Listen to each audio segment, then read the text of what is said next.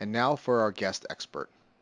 Dr. Charles Blair is dentistry's leading authority on practice profitability, fee analysis, insurance coding strategies, and strategic planning. He has individually consulted with thousands of practices, helping them identify and implement new strategies for greater productivity and profitability.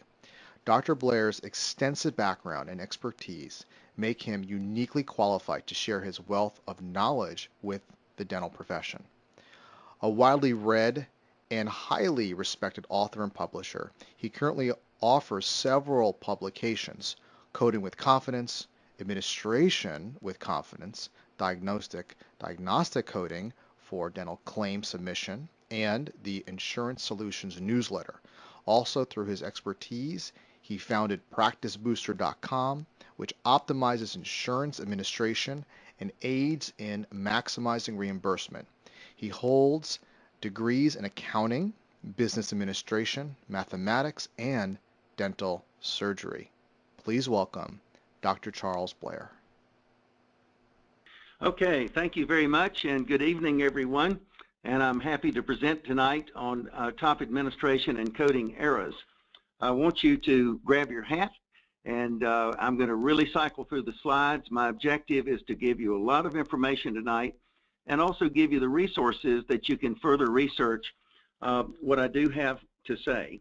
These are major trends. We're shifting to a PPO environment. 11 PPOs are sold for each indemnity plan. We're moving from a solo practitioner to 2 and 3 doctors. We've got a rise of dental corporations.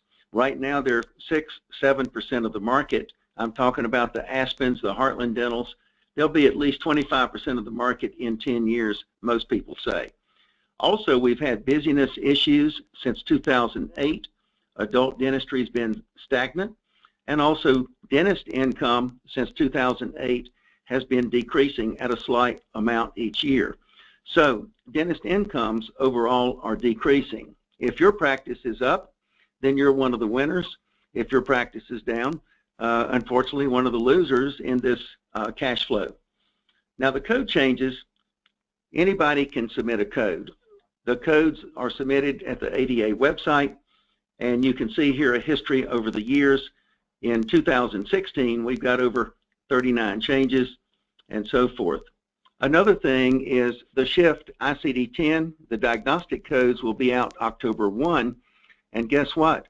The ADA claims form right now, the 2012 claims form, has 4 diagnostic blocks for diagnostic medical coding, and starting next year, we'll see more and more Medicaid programs and so forth. Affordable Care Act plans are going to require medical diagnostic coding, and we do have a tool for that. We do have a brand new book for that. So that is the future that's coming from the government, and ICD-10 will be in October 1. Now, our call center, we get over 6,000 calls a year, and you know what? Over half are not about coding, but over insurance administration. And tonight, this evening, when I present some things, it's probably the insurance administration that's going to stump you or going to be more complex. And so our support is even more time-consuming now with the insurance administration than codes. Somebody calls up and says, well, what's the code for XYZ? We say that's 2971. And then they say, well, how do I handle primary secondary coverage write-offs? That's 20 minutes later. So we've got a new insurance administration tool in response to the market. Now, some basics of insurance administration. First, coding is the same whether you're in network or out of network. When the patient walks in your office, the little 15-page booklet is a summary plan description, but the plan document, which is 150 pages, is the real banana. And so you cannot get the plan document from the dental office. You have the patient go to Human Resources, and then the patient will obtain the plan document from Human Resources and give that to you. It's the keys to the kingdom, and it's what the insurance company uses to administer the plan. Now, when you sign a PPO contract, that's 3 to 10 pages long, but that's not the end of the story. I was recently in Florida, had over 300 people in the room. Not one hand went up and even knew what a processing policy manual is. Every PPO has one. So Guardian has one, Aetna has one. The processing policy manual, again, may be 150 pages long, and it spells out all kinds of things. It may say all soft tissue management is included in a filling or in a crown, as an example. Delta has two processing policy manuals. They have the state processing policy manual. So I'm here in North Carolina. We have a state Delta processing policy manual, and that's for policies sold within the state. Then there are national contracts. For instance, Walmart in Arkansas might sign a national contract, so if a Walmart employee comes in, they're under Delta USA. So you can go to the websites. You may need a password to go in and pick up the policy manuals. Many of the listeners have never even heard of that.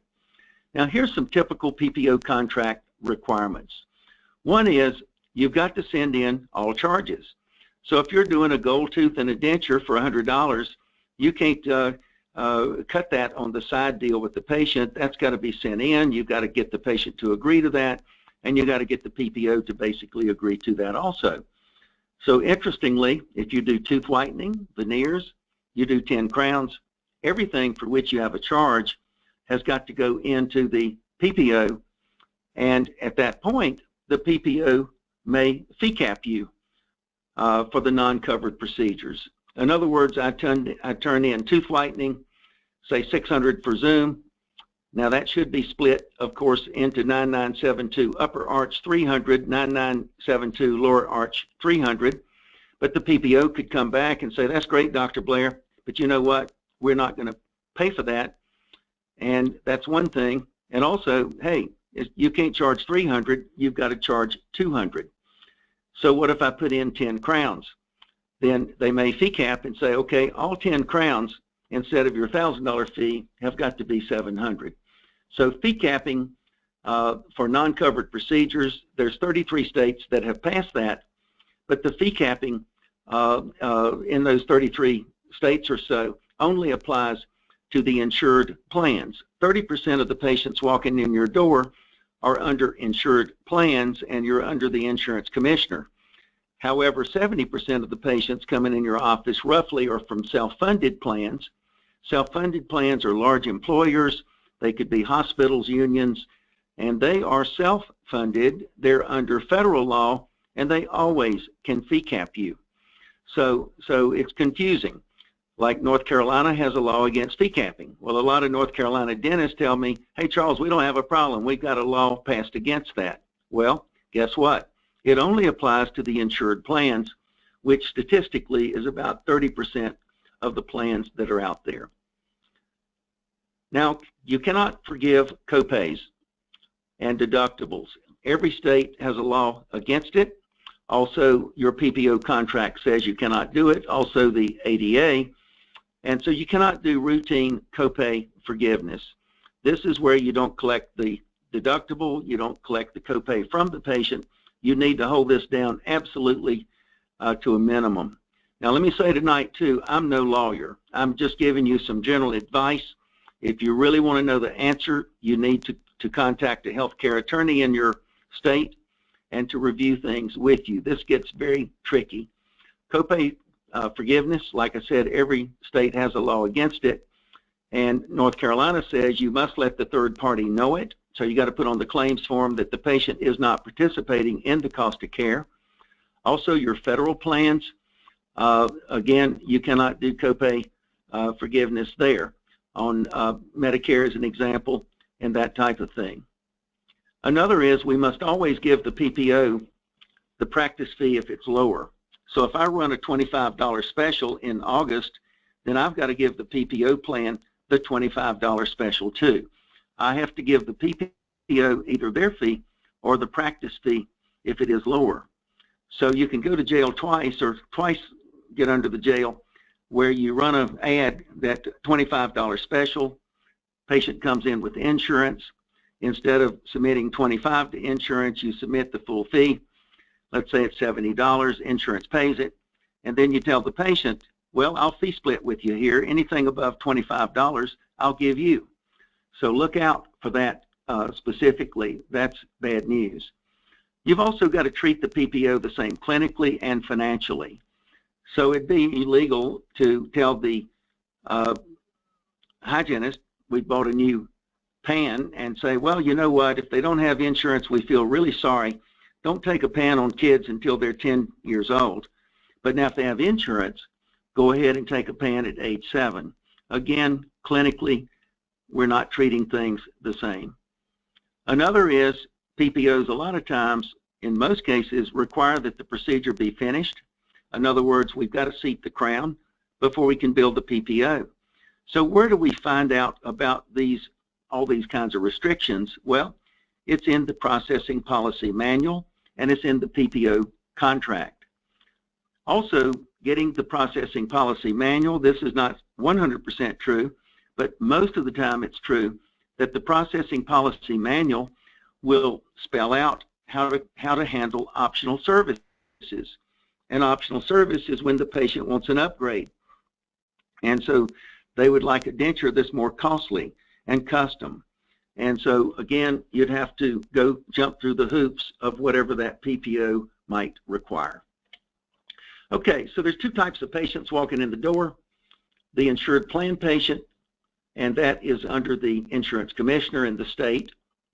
And then the self-funded plan is federal. How do we know that it's under HIPAA? How do we know that it is a self-funded plan? One is the size of the employer. Also on the back of the card, if the patient has a card, it may say administered by Delta, or it may say administrative services only Guardian, and we know automatically that's a self-funded plan, and they can fee cap us for non-covered procedures. Also, if it's a prompt payment law that a lot of states have passed, that does not apply to self-funded plans. They only need to acknowledge receipt of the claim in 60 days, and they can really take as long as they want to. So this is why self-funded plans like Chicago's broke, as you know. Up there, I think they're running 8-9 months late on paying claims, and that's a federal plan.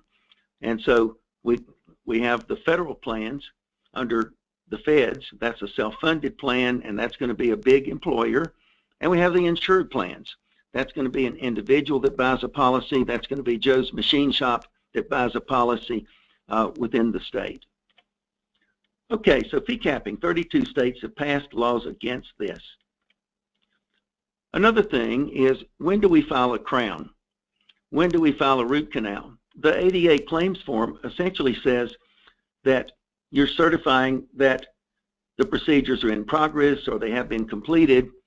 And so with the ADA claims form, you can file anything when you want to, basically. But what about if you're in a PPO? Most PPOs say you will send us the crown upon the seat date.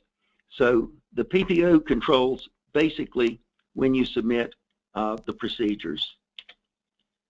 Another is the prep versus the delivery date. Now here, the PPO contracts trump the ADA claim.